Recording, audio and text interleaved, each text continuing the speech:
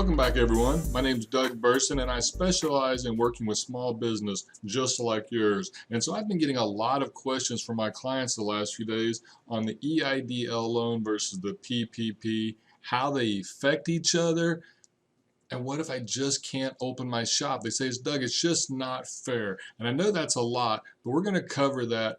And I have what I think you're going to find is really great news at the end of this video. So stay all the way till the end. And if you find value in it, go ahead and check the subscribe button. But let's go ahead and get started. So let's start with the EIDL loan.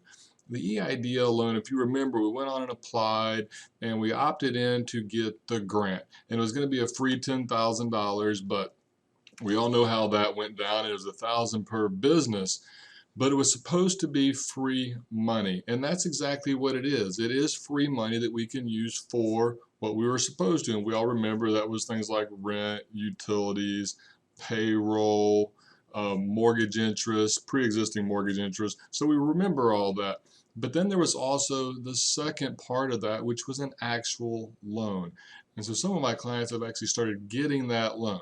And it is actually going to be used for things such as operating expenses, all the same things as we could use the grant for: rent, utilities, operating expenses, pre-existing debt, and working capital, but it's not for refinancing debt. And I don't want to spend a lot of time on this video on the EIDL. We can cover that in a different video, but I do want to say in this video, when it comes to the EIDL, be smart. Just like I've said in all the other videos, don't just go blowing the money and spending it, because we really don't know what's going to happen going down the road. And if we spend it all and it's all gone, what are we going to do when times get, hopefully they don't, but what are you going to do if we still need more money in July and August and they don't give us any? So make smart choices. So I don't want to spend a lot of time on all the uses of the EIDL, but the big thing that I've been getting a lot of is how does it relate to the PPP? Because there's been some confusion on that.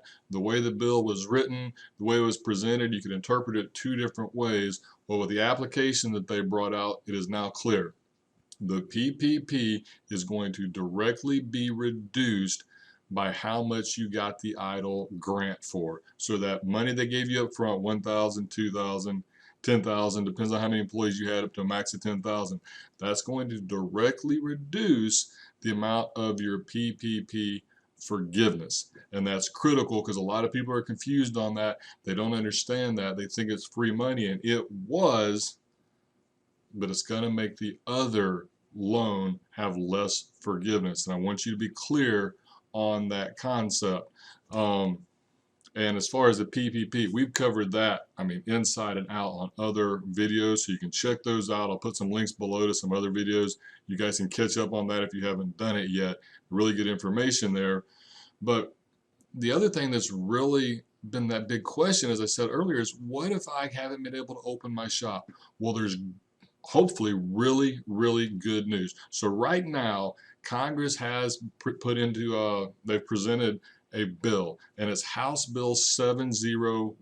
And what's really nice about this one is when you look at who's put it together, it's bipartisan. So we have Republicans and Democrats putting together a bill, and I wanted to go over some of that because it goes back to what I said earlier. If we spend the money wisely and we're not just wasting it, I think it's going to work out well for us. But let's just take a look at that. The name of the bill is actually the Payroll Protection Program Flexibility Act of 2020. And the big thing in here is, remember the 8 weeks, and you guys are like, we just opened up and my 8 weeks is already over. Well, the bill is saying that they would like to go for 24 weeks, and that's going to fix so many of your problems that a lot of you have been worried about. Is they're talking about extending this out for 24 weeks. Now, obviously, it hasn't passed. We don't know all the details, but that could be huge. And I wanted to share that with you guys. It was just submitted on the 26th. Has not been passed yet.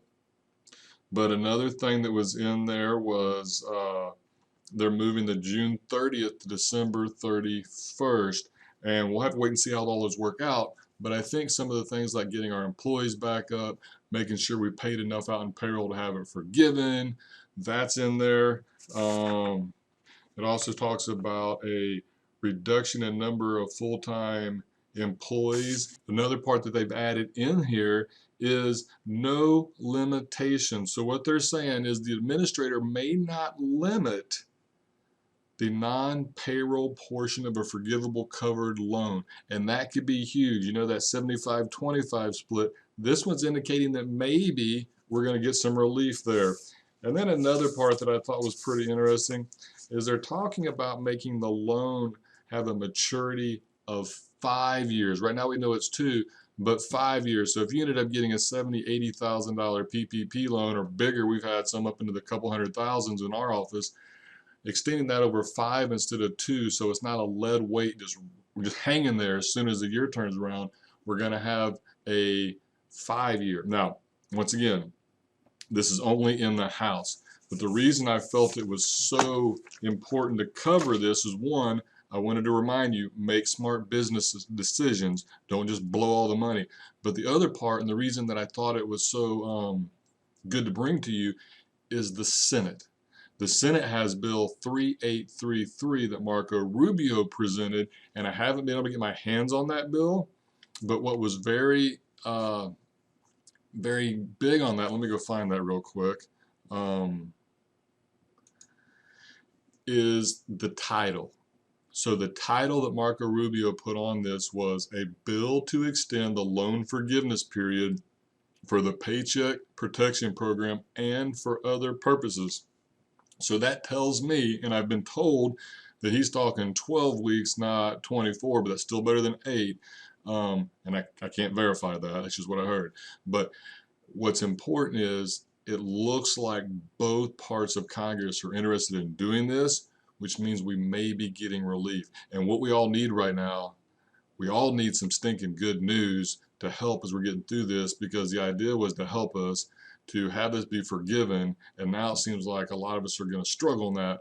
Well, maybe there's relief in sight, and I wanted you to have some good news when it comes to all this. So I thought that was a big deal, and I wanted to share it. So that's all I got right now. We hopefully are going to have more information on this in the next couple days, hopefully a week. And so I was going to put together a video on going through actually how to work through the calculation for forgiveness.